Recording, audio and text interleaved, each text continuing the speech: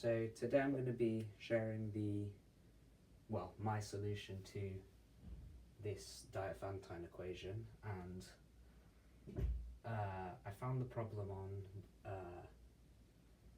Michael Penn's channel, but my solution is a bit different to his, so I thought I'd share it anyway, and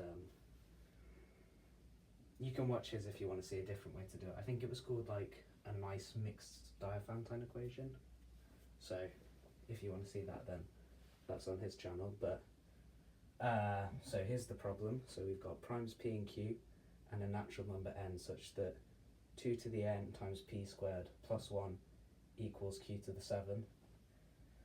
I'm just going to erase this and move the equation up a bit so we have a bit more space, and then I'll start the solution.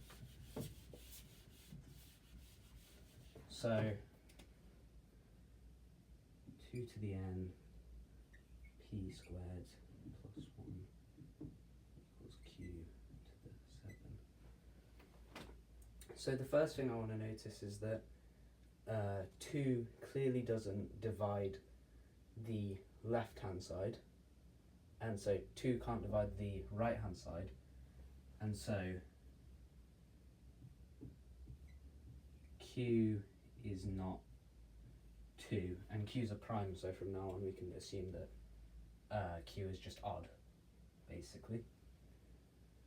So if we start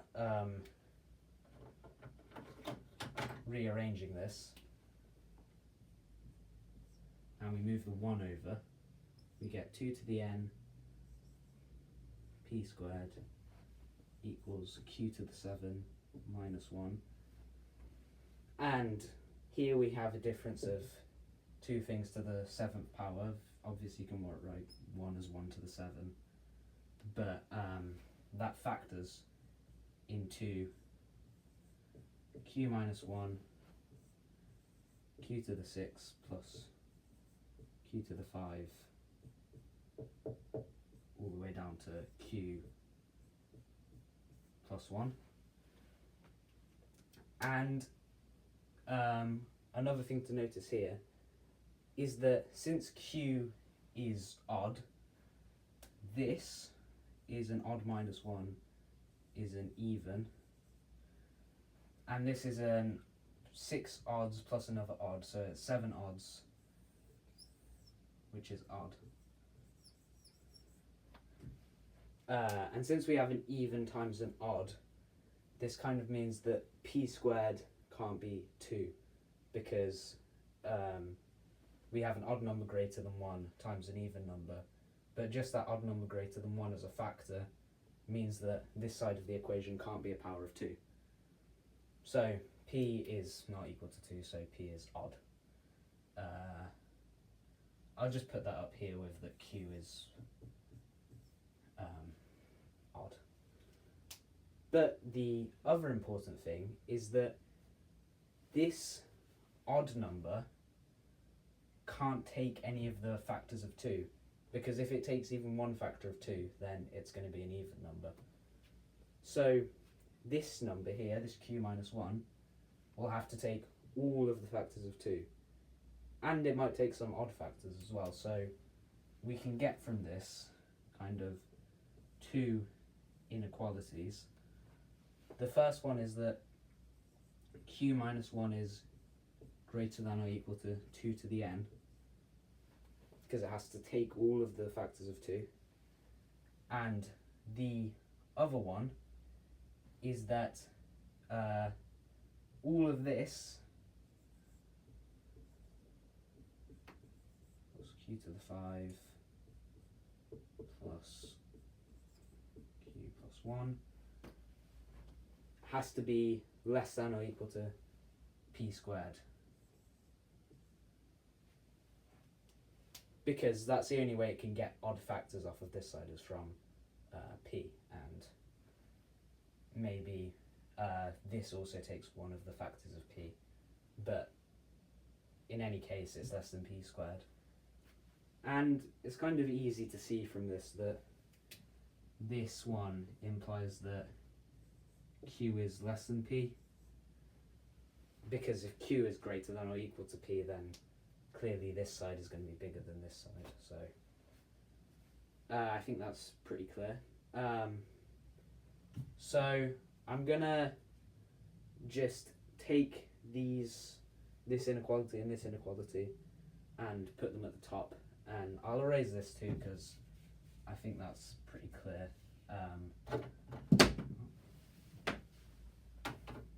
So I'll just put these two at the top and we can move on.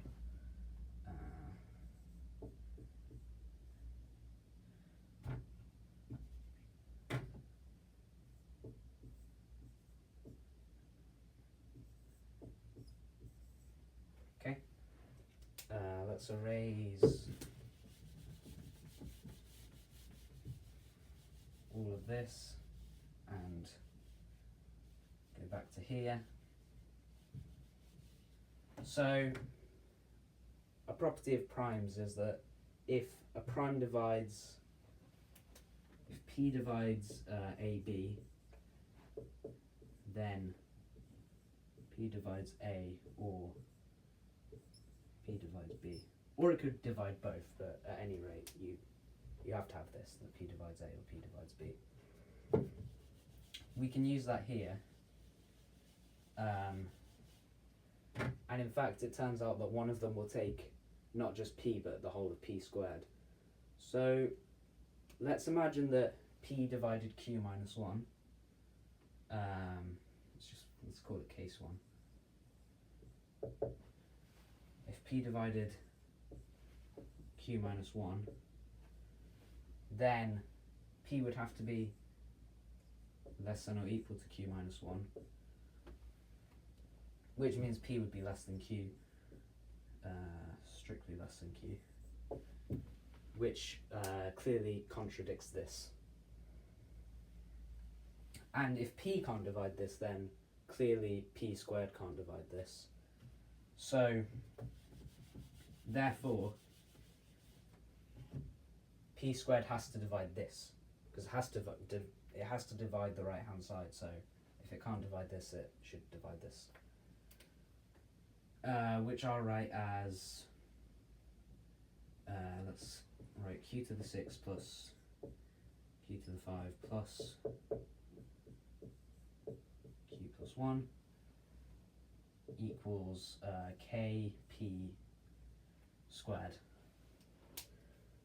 And we can substitute that in and get that 2 to the n P squared equals Q minus 1 times, if we substitute that into here, KP squared. P squareds cancel, and we get 2 to the n equals K times Q minus 1, but this actually implies that K is 1,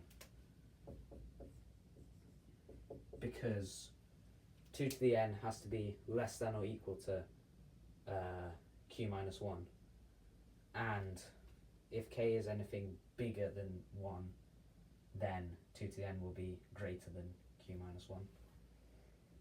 So K has to be 1, and this kind of starts to bring us to the end, so I'm going to erase all of this and bring up what we've discovered. So basically we found out that this is equal to P squared and 2 to the n is equal to Q minus 1. We don't need these anymore either because we've got stronger statements now. So let's write this out then. So we've got P squared equals Q to the 6 plus Q to the 5 all the way down. And then we also have the 2 to the n equals Q minus 1.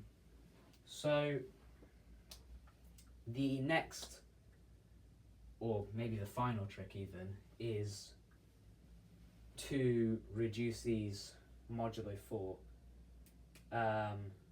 And the reason for modulo 4 is because if n is greater than or equal to 2, this will be a multiple of 4, right? Because 2 squared is 4.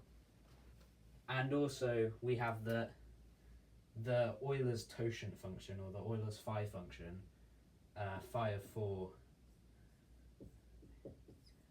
equals 2. And basically what that means is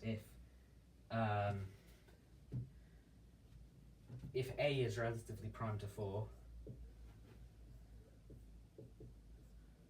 then A to the phi of 4 equals A squared is congruent to 1 mod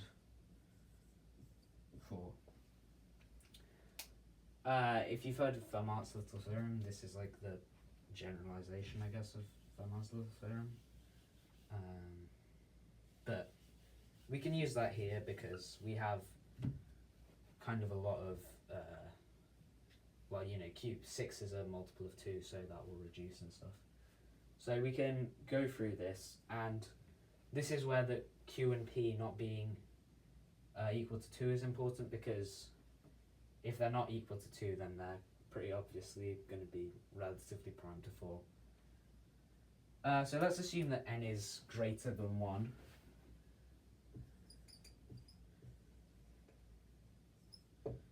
N is greater than 1.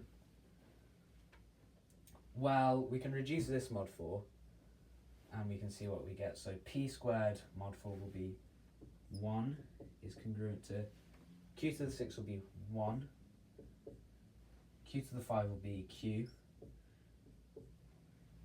q to the 4 will be 1, q cubed will be q,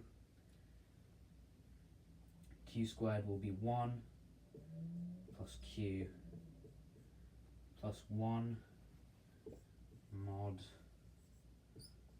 4, and then, well,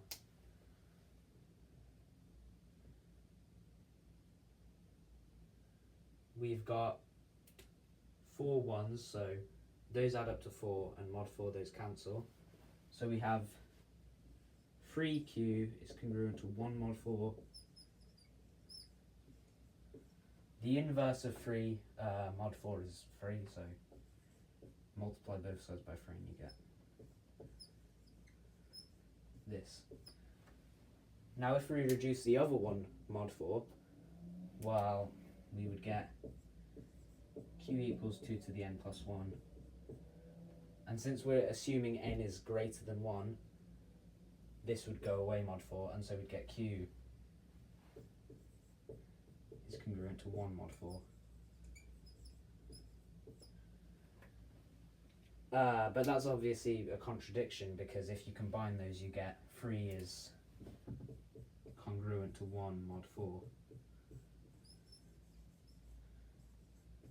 So that's a contradiction. So what did we assume? We assumed that n is greater than 1.